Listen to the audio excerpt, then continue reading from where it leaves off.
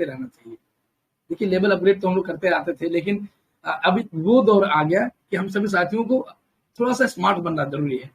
थोड़ा सा हम स्मार्ट नहीं बनेंगे, सिस्टम ने हम लोगों को स्मार्टफोन की आदत डलवाई, स्मार्टफोन के जरिए कैसे अर्निंग कर पाते हैं, ये चीजें सिस्टम ने हम लोगों को सिखाया पिछले 2-2.5 सालों में, 3 सालों के अंदर में।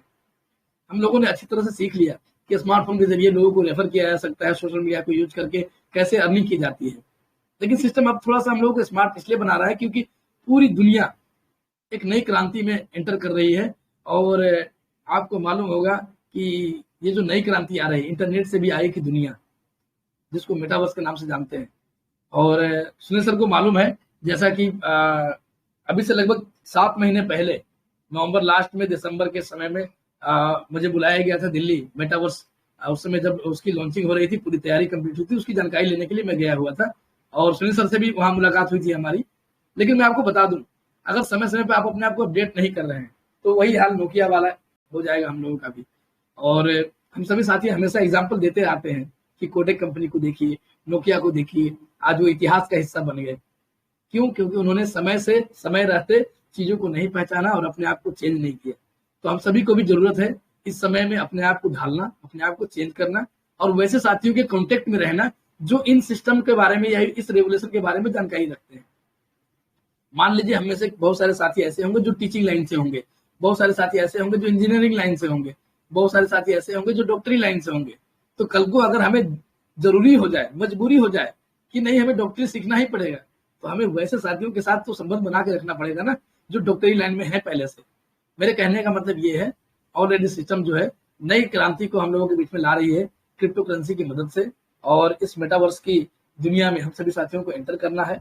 और इस सिस्टम में जो अभी नई कॉइन हम लोगों के बीच में आ रही है, पीबीसी मेटा, उसका भी हम लोगों को इस रेवोल्यूशन का हिस्सा बनना है और बेस्ट प्राइस में हम लोगों को बाई भी करना है। तो क्यों ना इन चीजों के आने से पहले इनके बारे में जानकारी रख ली जाए, क्योंकि जब चीजें आ जाएंगी आपके बीच में तब आपको बाई करने में परेशानी होगी और कई लोगों के फंड भी लॉस होंगे। क्योंकि आपको अगर जानकारी का अभाव रहेगा तो वहां पे ऐसा नहीं होगा कि वहां आपको अकाउंट नंबर में डालना है तो किसी दूसरे साथी के अकाउंट में चला गया तो चलिए बाद में रिकवर भी हो जाएगा। नहीं, क्रिप्टो करेंसी की दुनिया में गलती की एक ही सजा है, फंड लॉस, नो रिकवरी। अगर आपने गलत एड्रेस पे डाल दिया, गलत नेटवर्क चूज करके डाल दिया तो पूरा लॉस हो जाना है। तो इसकी जानकारी रखना सबसे बेहद जरूरी है। अगर जानकारी होगी तो फंड लॉस का दूर दूर तक नाम ही नहीं होगा। और आज भी आप सभी साथी देखते हैं, आज भी बहुत सारे साथी ऐसे हैं जो 1 रुपए 2 रुपए कम के चक्कर में, डीपी के चक्कर में जो है अपना पूरा पैसा गंवा रहे हैं। आज भी डेली मैसेज आ रहे हैं ग्रुप में, डेली कॉल आते हैं, सर मेरे साथ ऐसा हो गया। तो कहीं ना कहीं वो साथी जानकारी के अभाव में या फिर लालच में पढ़ करके ऐसे कामों को कर जाते हैं। और हमें अपने टीम को गाइड करते रहना है, सिखाना है और अपनी टीम को कम से कम ऐसी चीजों से अवगत करा के रखना है कि जो चीजें आगे आकर के आपके सामने प्रॉब्लम हो सकती है, अगर उसका सोल्यूशन आपके पास पहले से होगा तो आपको उन चीजों को बिना डाउट के आप उसको हल कर पाएंगे और आपको बार बार अपने अपलाइन को कॉल नहीं करना पड़ेगा। सोच के देखिए जरा सा 2 मिनट के लिए कि मुकेश बर्नवाल सर जो है आपके पूरी टीम, इंटायर टीम के मुखिया हैं एक तरह से। कल को जब ये चीजें लॉन्च होगी और आपको बाई करना नहीं आएगा, कैसे क्रिप्टो को बाई करें, ऑप्शन सब होंगे वहां पे, बाई करना नहीं आएगा, आप क्या करेंगे? या तो आप यूट्यूब का सहारा लेंगे और यूट्यूब में आपको मालूम है कि बहुत सारे लोग मिसगाइड भी करते हैं। तो उस गलती की सजा किसको देंगे आप? गलती हो जाएगी तो अगर आप मुकेश बर्नवाल सर को कॉल करते हैं, सुनील पंडित सर को कॉल करते हैं, हो सकता है उनके पास इतने कॉल आ रहे हैं, वो खुद बिजी हो, वो आपको कॉल ना कर पाए, वो खुद बाई करने में लगे हों, या फिर हो सकता है कि इतनी बड़ी टीम है उनके पास, सारे कॉल वो रिसीव भी नहीं कर पाएंगे। तो क्यों ना समय रहते हम सभी साथी इन चीजों की जानकारी ले लें।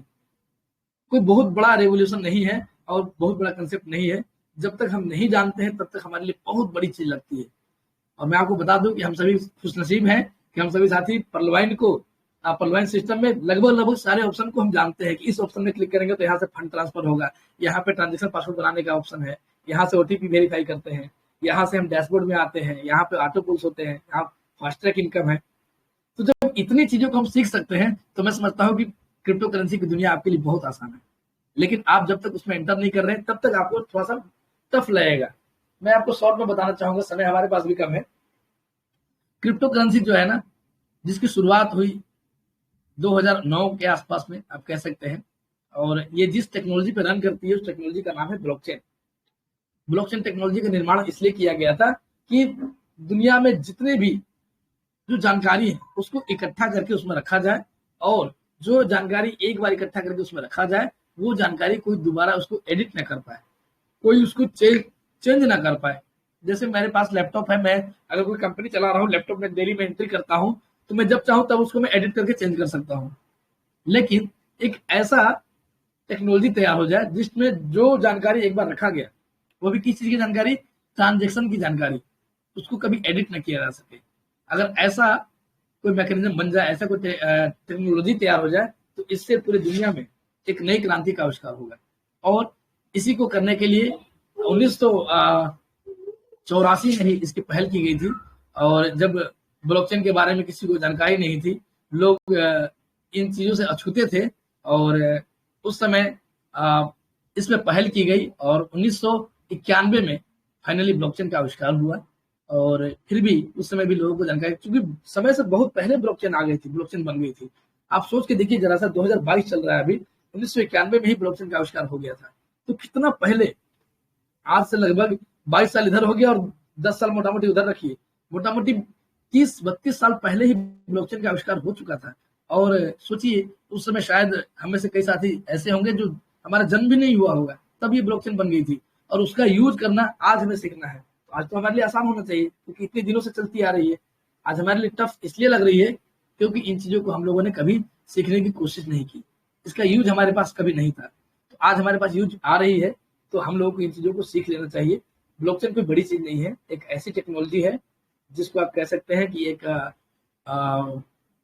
लेजर है, एक लेजर बुक, जैसे दुकान में होता है ना बही खाता, बही खाता के जैसा है। उसमें 3 चीजें रखी जाती है, डाटा, हैश और ट्रांजेक्शन हैश। ये तीनों चीजें जो होती है इसको सिक्योर रखा जाता है, बस यही है टेक्नोलॉजी ब्लॉकचेन। इसको जो है स्टुअर्ट हैबर और डब्ल्यू स्कॉट स्टोरनेटा, इन दोनों ने मिलकर के पहली बार ब्लॉकचेन का आविष्कार किया था।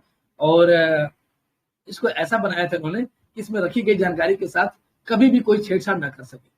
इसमें वो लोग सक्सेस भी हुए, लेकिन उन्हें पता नहीं था कि इस टेक्नोलॉजी का इस्तेमाल हम किस क्षेत्र में करें।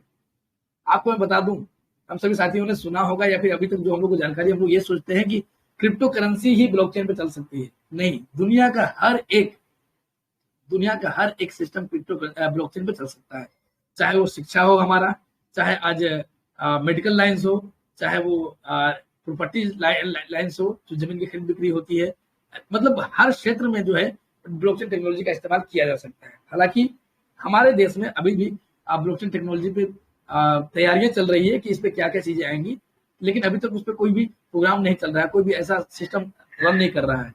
लेकिन मैं आपको बता दूं, अदर कंट्रियों में ऑलरेडी मेडिकल में जो है ब्लॉकचेन का इस्तेमाल किया जा रहा है। ऑलरेडी जमीन खरीद बिक्री में आविष्कार इसका जो है यूज किया जा रहा है। ब्लॉकचेन जो होती है उसमें जो डाटा है, जो प्रीवियस है, ये 3 चीज होते हैं। इसके बारे में बता दूं, ब्लॉकचेन 2 शब्दों से मिलकर बना है, ब्लॉक और चेन। ब्लॉक बनते हैं, छोटे छोटे ब्लॉक होते हैं, और ये सारे ब्लॉक एक दूसरे से जुड़े होते हैं। इस ब्लॉक के अंदर क्या होता है, पहली होती है चीज इसमें जो होती है वो डाटा। जैसे मान लीजिए सुनील सर ने मुकेश बर्नवाल सर को 500 इथेरियम भेजा, तो ये जो एड्रेस लिखाएगा ना कि इस एड्रेस से इस एड्रेस में 500 इथेरियम भेजा गया, ये डाटा उसमें लिखी जाएगी। यानी पहली चीज जो लिखी जाएगी ब्लॉक में वो होगी डाटा। दूसरी चीज जो एंट्री होगी इसमें होगी हैश। हैश क्या है, जैसे हम फोन पे से लेन देन करते हैं तो ट्रांजेक्शन आईडी बनती है ना, उसी तरह से यहाँ पे हैश जनरेट होता है। वो हैश नंबर इसमें आएगा कि ये लेन देन हुआ, इस लेन देन का ये हैश है। इस हैश नंबर से पता किया जा सकता है कभी भी भविष्य में कि इस एड्रेस से इस एड्रेस में कितना डॉलर का या इथेरियम का, जिस चीज का लेन देन हुआ उसको ट्रैक किया जा सकता है। और उसके बाद एक और चीज में ऐड होती है प्रीवियस हैश। प्रीवियस हैश का मतलब कि ये सुनील सर के पास जो है 500 इथेरियम, ये आया कहाँ से था। तो अगर सुनील सर को मान लीजिए मैंने भेजा था, तो उसका हैश, मैंने जो सुनील सर को भेजा था उसका हैश नंबर भी उसमें रहेगा। ये 3 चीजें एक ब्लॉक के अंदर में होती है। जब सुनील सर ने मुकेश बर्नवाल सर को भेजा तो उसका एक और डाटा बन जाएगा। मुकेश बर्नवाल सर ने जब आगे किसी को भेजा तो अब वो एक और ब्लॉक बनेगा, उस ब्लॉक में फिर वो डाटा लिखा जाएगा, उसकी ट्रांजेक्शन हैश बनेगी। और जो सुनील सर ने लेन देन किया था मुकेश सर के साथ, ये हैश उसके प्रीवियस हैश में ऐड हो जाएगा। इस प्रकार हर ब्लॉक एक दूसरे से जुड़ा रहता है। इसमें जो सबसे पहला ब्लॉक होता है उसको हम लोग जो है जेनेसिस ब्लॉक बोलते हैं। पहला ब्लॉक मतलब कि जैसे मान लीजिए मैंने जो सुनील सर को दिया था, सुनील सर ने मुकेश बर्नवाल सर को दिया, लेकिन मैंने कहां से लिया, मैंने किसी से लिया नहीं था, मैंने डायरेक्टली बाय किया था। तो मेरा जो ब्लॉक जो बना वो जेनेसिस ब्लॉक हुआ। अब इस जेनेसिस ब्लॉक से बन करके डाटा ट्रांसफर हुआ सुनील सर के पास, सुनील सर के पास ट्रांसफर हुआ मुकेश सर के पास किसी और के पास ट्रांसफर होगा, तो ये सारे ब्लॉक आपस में जुड़े रहेंगे प्रीवियस हैश की मदद से।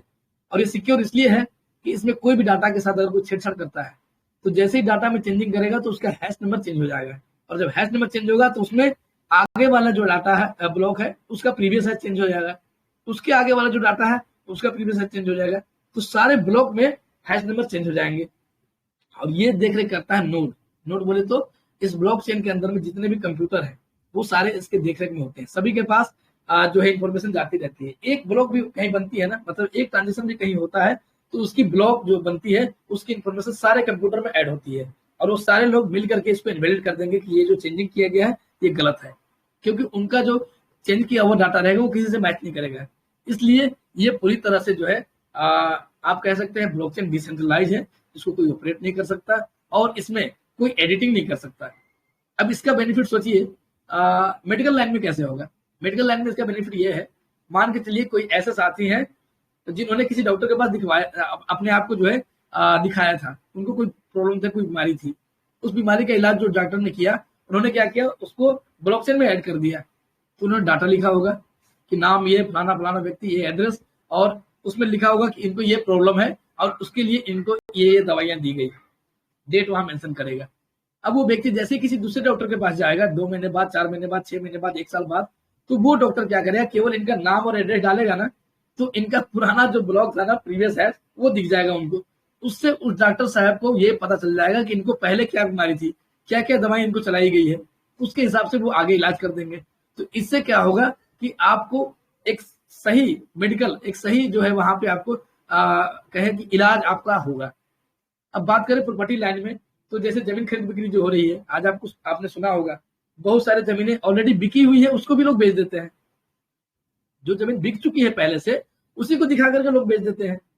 अब इसमें क्या होगा कि अगर वो ब्लॉक में ऐड होगी ब्लॉकचेन में, तो जब भी आप किसी जमीन को खरीदने जाएंगे तो आपको ये पता चल जाएगा कि ये जमीन जो मैं लेने वाला हूं, ये जमीन इन्होंने किससे लिया था, कब लिया था, और जिससे लिया था उन्होंने इस जमीन को कब लिया था।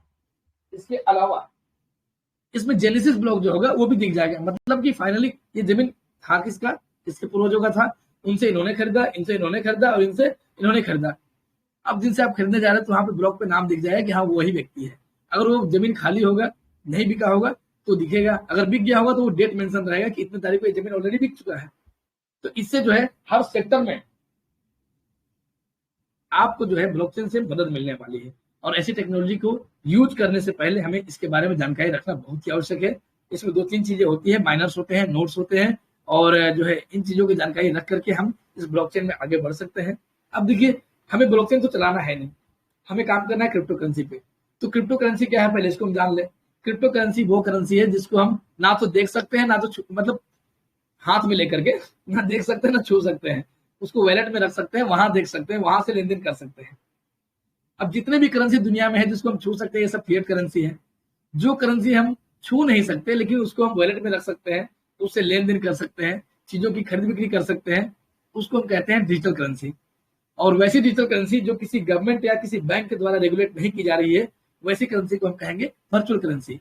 और वैसी वर्चुअल करेंसी जिसको क्रिप्टोग्राफी की मदद से तैयार किया गया और ब्लॉकचेन नामक टेक्नोलॉजी पर रन कराया जाता है, ऐसी करेंसी को हम कहते हैं क्रिप्टो करेंसी। क्रिप्टो करेंसी भी 2 तरह की होती है, सेंट्रलाइज और डिसेंट्रलाइज। लेकिन क्रिप्टो करेंसी आपने सुना होगा दुनिया की सबसे महंगी क्रिप्टो करेंसी आज के डेट में जो है वो है बिटकॉइन। लेकिन उसको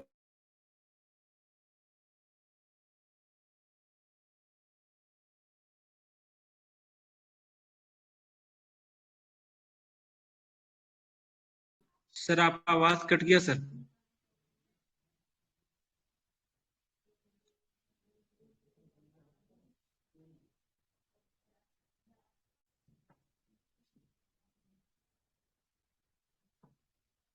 सर जी आपका आवाज नहीं आ पा रहा सर। जी सर जी। जी आवाज आ रही है सर मेरी? बिल्कुल बिल्कुल सर, क्लियर है। Okay okay, thank you sir. Actually light चली गई थी तो मेरा वाईफाई डिस्कनेक्ट हो गया था। तो मैं बात कर रहा था क्रिप्टो करेंसी के बारे में। क्रिप्टो करेंसी देखिए क्या है, एक ऐसी मुद्रा है जिसके माध्यम से आज पूरी विश्व जो है उस पर आ गई है, लोग उससे जुड़ने लगे हैं। इसको इंडिया में बैन कर दिया गया था, अरुण जेटली साहब जो हमारे वित्त मंत्रालय में थे उन्होंने इस पे एक पहले फाइल किया था सुप्रीम कोर्ट में, और फाइनली उस पर कई सालों तक केस चलता रहा। और जब उस पर रिपोर्ट आई, सुप्रीम कोर्ट ने 2020 में 4 अप्रैल को एक रिपोर्ट दिया जिसमें ये कहा कि बिटकॉइन या क्रिप्टो करेंसी जो है वो पूरी तरह से जो है, बिटकॉइन पे ही हुआ था केस बेसिकली, क्योंकि वही करेंसी सबसे पहले हम लोग के बीच में आई थी। तो सुप्रीम कोर्ट ने ये साफ साफ जाहिर किया था कि ये पूरी तरह से डिसेंट्रलाइज है, इसका कोई ऑनर नहीं है, और ये पूरी तरह से इसको जो है हम इस पे काम कर सकते हैं। लेकिन ना तो लीगल उन्होंने कहा किया था इसको, ना तो इलीगल किया था। लेकिन अभी 1 महीने पहले इंडियन गवर्नमेंट ने इसको लीगलिटी करार देते हुए इस पे कुछ टैक्स भी लगाने की घोषणा की है। तो अब हमें ये समझ लेना चाहिए कि इसको चाह के भी कोई अब बैन नहीं कर सकता, और अगर कोई बैन करता भी है तो आपका जिस वैलेट में रहेगा उस वैलेट से दुनिया के किसी भी जगह पे आप लेन देन कर सकते हैं। दुनिया के किसी भी जगह से P2P ट्रेडिंग करके उसको आप बैंक विड्रॉ ले सकते हैं, या फिर आप जैसे चाहें उसको वैसा इस्तेमाल कर सकते हैं। निश्चिंत होकर के आप काम करें, पहली चीज। दूसरी चीज, क्रिप्टो करेंसी के बारे में जानने के बाद हमें सबसे पहले ये जानना चाहिए कि इसका उपयोग हम कैसे कर पाएंगे। तो इसका उपयोग करने के लिए आपको सबसे पहले इसको खरीद और बिक्री दोनों कामों को यूज में लाने के लिए आपको किसी न किसी एक्सचेंज पे अपना अकाउंट बनाना पड़ेगा। अगर आपका किसी एक्सचेंज में अकाउंट नहीं है तो आप इसको ना तो खरीद सकते हैं ना बेच सकते हैं। अब बहुत सारे एक्सचेंज आपको मार्केट में मिल जाएंगे, वजीरेक्स है, जेपे है, कॉइनस्विच कुबेर है, कॉइनस्विच बाजार है, बाइनेंस है, ऐसे बहुत सारे एक्सचेंज है मार्केट में। मतलब मैं कहूँ कि 20-50 एक्सचेंज ऐसे हैं जो लोगों के जुबान पे होते हैं आज की डेट में। अब आपको चूज करना है कि आपको किस एक्सचेंज में अपना अकाउंट बनाना है। और अगर मेरे से पूछेंगे तो मैं तो रिकमेंड करूंगा आपको कि आप बाइनेंस पे ही अपना अकाउंट बनाएं। क्यों? क्योंकि दुनिया का सबसे बड़ा एक्सचेंज जो है वो है बाइनेंस, पहली चीज। दूसरी चीज, बाइनेंस में सारे नेटवर्क सपोर्टेड है, यानी कि आप ERC-20 पे भी आप वहां पे लेन देन कर सकते हैं, TRC-20 पे भी लेन देन कर सकते हैं, BB20 में कर सकते हैं, BB2 में कर सकते हैं, सोलोना में कर सकते हैं। यानी कि जितने भी नेटवर्क है, ऑल नेटवर्क सपोर्टेड आपका जो है वो है बाइनेंस। लेकिन मान लीजिए कि हमने वजीरेक्स को यूज किया, तो वजीरेक्स जो है वो ERC-20 सपोर्टेड है। वजीरेक्स में आप हर नेटवर्क का क्रिप्टो ना तो ले सकते हैं और ना ही वहां से भेज सकते हैं, बल्कि आपको कई सारे ऐसे करेंसियों को भेजने में एक करेंसी, मतलब मान लीजिए आप वहां से USDT डॉलर वहां से किसी को आप भेज रहे हैं वजीरेक्स से, तो अगर $100 भेजेंगे तो $50 के आसपास तो आपका फीस लग जाएगा। क्यों? क्योंकि ERC-20 जो है नेटवर्क वो इथेरियम पे काम करती है, और इथेरियम में सबसे ज्यादा गैस फीस है। इसलिए मैं रिकमेंड करूंगा आप बाइनेंस पे अपना अकाउंट बनाएं, पूरी तरह से निश्चिंत होकर के। वहां पे आपको विड्रॉल डायरेक्ट नहीं मिलता है, बल्कि आप P2P ट्रेडिंग करके आप जैसे फोन पे में DP का पेमेंट लेते हैं ना, वैसे ही आप जितना भी USDT वहां पे सेल करेंगे वो फोन पे में, गूगल पे में आप डायरेक्ट पेमेंट मंगा करके और उसको सेल कर सकते हैं। और जो इंडियन गवर्नमेंट ने अभी रूल रेगुलेशन लगा है कि इतना टैक्स लगेगा, वो गवर्नमेंट जो है उसको ट्रैक भी नहीं कर पाएगी कि आपका ये पेमेंट क्रिप्टो करेंसी का आया है या फिर किसी और चीज का आया है। मैं रिकमेंड करूंगा आपको कि आप जो है बाइनेंस में ही अपना अकाउंट क्रिएट करें। इसके अलावा बहुत सारे वैलेट हैं पूरे ऑल ओवर वर्ल्ड में, क्रिप्टो वैलेट की मैं बात कर रहा हूँ। और वैलेट जो है पूरे वर्ल्ड वाइड वो कई तरह के वैलेट है, जिसमें कि आपको चूज करना होगा कि आपको किस वैलेट को यूज करना चाहिए।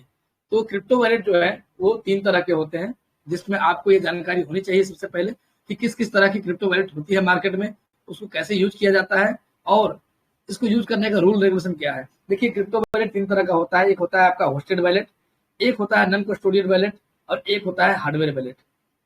होस्टेड वैलेट वो वैलेट है जिसका एप्लीकेशन आपको मिल जाएगा, उसके नेटवर्क पे आपको मिल जाएगा, या फिर आपको प्ले स्टोर में कई सारे वैलेट मिल जाएंगे। लेकिन वहां पे आपको अपना अकाउंट नंबर और पासवर्ड, ID नंबर और पासवर्ड मिलेगा, जिससे आप उसको लॉगिन करेंगे। भविष्य में कभी आपको अगर प्रॉब्लम हुआ, आप अगर उस वैलेट को भूल जाते हैं, तो अपना फॉरगेट पासवर्ड करके उसको आप यूज मतलब फिर से दोबारा रिकवर कर सकते हैं। लेकिन ऐसे में आपको क्या है, आपको ये चूज करना होगा कि वो जो वैलेट यूज कर रहे हैं वो सेंट्रलाइज वैलेट होता है, तो उसमें आपको हानि होने की संभावना भी हो सकती है। इसके अलावा जो होता है non custodial wallet, non custodial wallet वो होता है जिसमें डिसेंट्रलाइज वैलेट होते हैं। जैसे आपने ट्रस्ट वैलेट का नाम सुना होगा, वो एक प्रकार का नॉन कस्टोडियल वैलेट है, जिसमें उस वैलेट की पूरी सिक्योरिटी की जिम्मेवारी आपके ऊपर होती है। आपके पास एक प्राइवेट की मिलती है आपको, जब उसको आप इंस्टॉल करते हैं, इंस्टॉल करने के बाद 12 अंकों की एक की आपको मिलती है, एक 12 वर्ड आपका फ्रेज मिलता है, जिसको आपको कॉपी करके या फिर कहीं पे नोट करके रखना पड़ता है। उसकी सिक्योरिटी की जिम्मेवारी आपके ऊपर है, आपको किसी के साथ शेयर नहीं करना है। जब तक वो आपके पास है, आपका वैलेट आपका है, आप जितना चाहे उतना रख सकते हैं। दुनिया की कोई सरकार या दुनिया का कोई भी व्यक्ति कभी भी आपको ट्रैक नहीं कर सकता कि आपके पास कितना करेंसी है, कितने रुपए का करेंसी है। जब आप वहां से किसी एक्सचेंज में लेंगे, तभी उस एक्सचेंज के कंपनी के मालिक को भी पता चलेगा कि आपके पास इतना करेंसी है या नहीं है। तो आपको मैं ट्रस्ट वैलेट की सलाह दूंगा। अगर आप नॉन कस्टोडियल वैलेट रखना चाहते हैं तो ट्रस्ट वैलेट आप जरूर रखें, और पूरी तरह से ये डिसेंट्रलाइज है। और इसको इंस्टॉल करने से पहले आप इसकी वीडियोज वगैरह देख लें, इसके बारे में कुछ जानकारियां जरूर ले लें, ताकि आपको इसमें कोई प्रॉब्लम ना हो आगे चल के। क्योंकि जब भी आप कोई नई चीज करते हैं तो सबसे पहले उसकी सिक्योरिटी के बारे में जरूर जानकारी रखें। कल को ऐसा ना हो कि आपके पास जो उसमें रखा हुआ करेंसी है वो कल को किसी तरह से लॉस हो। और लॉस तभी होता है जब हम उसकी जानकारी नहीं रखते। जैसे अभी आपने देखा होगा बहुत सारे लोग ऐसे हैं जिन्होंने अपना अकाउंट पर्लवाइन में ओपन किया है, अपना पासवर्ड 1 2 3 4 5 6 रखा हुआ है। नॉर्मली किसी ने ट्रैक किया, पता चला कि इनका तो यही पासवर्ड है। और कई लोगों ने ट्रांजेक्शन पासवर्ड भी एकदम नॉर्मल बना के रखते हैं, जैसे मेरा अकाउंट है तो अमर@123। तो कोई व्यक्ति आसानी से ट्रैक कर सकता है कि अच्छा ये है तो चलो इनका सारा माल खाली कर दो। और एक चीज और मैं बता दूं, अभी पासबुक भी डिलीट होने का एक ऑप्शन आ गया है। तो कई लोग तो कल एक केस आया था जिसमें किसी ने किसी वैलेट से जो है उनके पर्लवाइन वैलेट से जो है डीपी निकाल लिए, निकाल करके पासबुक ही डिलीट मार दिया उसने। कैसे कैसे करके हम उसको मैनेज किए हैं। कहने का मतलब मेरा ये है कि आपकी सिक्योरिटी आपके हाथों में होती है। आप अपना पासवर्ड या अपना सीक्रेट की किसी भी तरह का वैलेट आपके पास है उसको किसी के साथ शेयर ना करें। और जब भी बनाए तो मिक्स पासवर्ड जरूर बनाए, नॉर्मल पासवर्ड ना बनाए। 1 2 3 4 5 ये तो कोई भी ट्रैक कर लेगा। इन चीजों का ध्यान आपको रखना होगा। और इसके साथ साथ आपको क्रिप्टो करेंसी की दुनिया में नेटवर्क का बहुत बड़ा महत्व है। जितने भी नेटवर्क का मैंने नाम लिया, ERC-20, TRC-20, सोलोना, BP-20, ये सब चीजें आपको जान लेनी चाहिए। जैसे मान लीजिए आपने ट्रोन किसी को भेजना है, ट्रोन नाम की एक करेंसी होती है TRX जिसको हम जानते हैं। ट्रोन किसी को भेजना है तो आपको सामने वाले से पूछना पड़ेगा कि किस नेटवर्क का ट्रोन आपको चाहिए, BP-20 का चाहिए या TRC-20 का चाहिए। अगर आपने पूछा नहीं और आपने भेज दिया और नेटवर्क अगर चेंज रहा तो पूरा आपका लॉस हो जाएगा। तो नेटवर्क की पहचान करना भी आप जरूर सीख लें। और नेटवर्क की पहचान करना अभी कोई बहुत बड़ा चीज नहीं है। अभी मार्केट में ज्यादातर 2-3 जो है नेटवर्क चल रहे हैं। जैसे ERC-20 थोड़ा सा कम हो गया अब तो उसका, ज्यादा आपका BP-20 है, TRC-20 है। इन चीजों को आप पहचानना सीख जाए तो आपके लिए ये सब्जेक्ट बहुत ही आसान हो सकता है, क्रिप्टो करेंसी का सब्जेक्ट। और मैं कहूंगा कि जैसे मेरा ये सब्जेक्ट शुरू से ही फेवरेट रहा है, हालांकि जो चीजें मुझे कठिन लगती है शुरू से ही मैं उसको फेवरेट बनाता हूँ, उसमें घुस जाता हूँ ताकि उसके बारे में पूरी जानकारी मिल जाए। और पर्लवाइन इंटरनेशनल ने एक नया फैसला जो हम लोगों के बीच में लिया है, अब हम लोगों के बीच में ये जरूरी नहीं बल्कि मजबूरी जैसा होता जा रहा है। तो क्यों ना हम सभी साथी इन चीजों को जान ले, समझ ले, ताकि हमारे लिए बहुत ही आसानी हो। और आप सभी के हेल्प की मैंने लगभग आज से 33 दिन पहले, यानी कि सिस्टम में जैसे ही नोटिफिकेशन आई थी क्रिप्टो करेंसी की, उसी समय से मैंने एक नया सेशन स्टार्ट किया था। टेलीग्राम में अपना एक ग्रुप है ग्लोरियस क्रिप्टो नॉलेज के नाम से, जो रात्रिकालीन 9 बजे से प्रतिदिन हमारा वहां सेशन होता है, 1 घंटे का सेशन। और छोटे छोटे सेशन रखता हूँ, 15 से 20 मिनट का सेशन होता है, ताकि आसानी से सभी लोगों तक पहुंच पाए। सवाल जवाब होते हैं। तो मैं जरूर रिकमेंड करूंगा आप सभी साथियों को कि अगर आपके पास नॉलेज नहीं है या फिर जिन साथियों को नॉलेज की कमी है तो समय से जो है आप भी उस मीटिंग में आ सकते हैं, उसको ज्वाइन कर सकते हैं। क्योंकि आपके अगर सेशन में मैं आके बताऊंगा भी तो एक दिन में सारी चीजें क्लियर नहीं कर पाऊंगा। और यूट्यूब के माध्यम से बहुत सारे लोग मिसगाइड भी होते हैं, बहुत सारे लोग गलतियां भी कर जाते हैं। तो ये जो सब्जेक्ट है, इस सब्जेक्ट में बिना सीखे करना जो है बहुत बड़ी गलती हो सकती है। और क्रिप्टो करेंसी ऐसा सब्जेक्ट है जिसमें आप केवल थ्योरी के बलबूते नहीं कर सकते, आपको प्रैक्टिकल करना पड़ेगा। अगर क्रिप्टो करेंसी के सब्जेक्ट में आप एंटर कर रहे हैं तो आपको कुछ पैसे लगाने होंगे, आपको प्रैक्टिकली करके देखना होगा कि कैसे बाइनेंस में बाई करते हैं, कैसे सेल करते हैं, कैसे किसी दूसरे करेंसी में हम कन्वर्ट करते हैं। इसके लिए कोई पैसा आपको देगा नहीं। और आप सोचेंगे 50-100 रुपए में हो जाए, तो नहीं होगा, क्योंकि उसके लिए कम से कम $40-50 का आपको बाई करना होगा, सीखना होगा। क्रिप्टो कंसेप्ट बहुत बड़ा है और सिस्टम ने हम लोगों के बीच में ये लाया है। अब रियल में हम लोग यहाँ से लखपति नहीं बल्कि करोड़पति की लिस्ट में शामिल होने वाले हैं।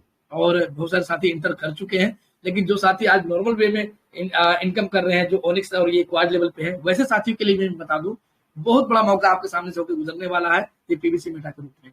इसलिए मैं आपको जरूर कहूंगा, गाइड करूंगा कि आप सभी साथी जो है क्रिप्टो करेंसी सब्जेक्ट को जरूर समझें। बाइनेंस क्या होता है, ट्रस्ट वैलेट क्या है, कितने तरह के वैलेट होते हैं, कैसे इस पे काम करते हैं, नेटवर्क क्या होता है, इन चीजों को जाने, सीखे, समझे। और मेरा मानना है कि इस सेक्टर में बिना प्रैक्टिकल का कुछ भी नहीं है। मान लीजिए मैं थ्योरी में आपको बता दूं अभी अगर खोल करके कि बाइक चलाने के नियम मैं आपको बता रहा हूं कि बाइक में आप चाबी लगाएंगे, उसको ऑन करेंगे, आपने किक मारा, किक मारने के बाद सबसे पहले आपको क्या करना है, क्लच को दबाना है, उसके बाद गियर में 1 नंबर डालना है, उसके बाद क्लच छोड़ना है और एक्सीलरेटर ले लेना है। मुझे बताइए क्या कोई नया व्यक्ति चला पाएगा बाइक इसको पढ़ करके? हालांकि बाइक तो ऐसे ही चलता है, लेकिन कोई चला नहीं पाएगा डायरेक्टली। क्या होगा, गाड़ी ठुक जाएगी। क्लच कितना लेना है, एक्सीलरेटर कितना लेना है और गियर कौन सा लगा हुआ है, ये तीनों चीज मायने रखती है। उसी प्रकार बिना प्रैक्टिकल किए ये संभव ही नहीं है कि क्रिप्टो करेंसी की दुनिया में आप पढ़ करके केवल और समझ ले और काम को कर ले। इसलिए आप सभी साथियों को मैं रिकमेंड करूंगा, आप सभी साथी अगर अपना अकाउंट बाइनेंस में नहीं बनाए तो आप बाइनेंस में अकाउंट जरूर बना लें, ट्रस्ट वैलेट को सीख लें कैसे काम करते हैं, और जो भी जरूरी चीजें हैं कॉइन आने से पहले उन चीजों को हम कैश आउट करें, सीख ले, समझ ले, ताकि हमारे और हमारी टीम को गाइड करने के लिए हम वहां पे उपस्थित रहें। हमारी टीम के जितने भी साथी हैं उन्हें भी इंतजार है इन चीजों का, तो क्यों ना ये समय का हम सदुपयोग करें। अभी जो भी टाइम हमें मिल रहा है ना, 2 दिन 4 दिन और जो बचेगा, कई लोगों का सवाल आ रहा है सर क्रिप्टो कब लॉन्च होगा, तो बस मैं उनको ये कह रहा हूँ कि अगर लॉन्च हो जाएगा तो आप बाई कैसे करोगे पहले ये सोचो। आप तो बाई करना पहले सीख जाओ, आप कैसे बाई कर सकते हो।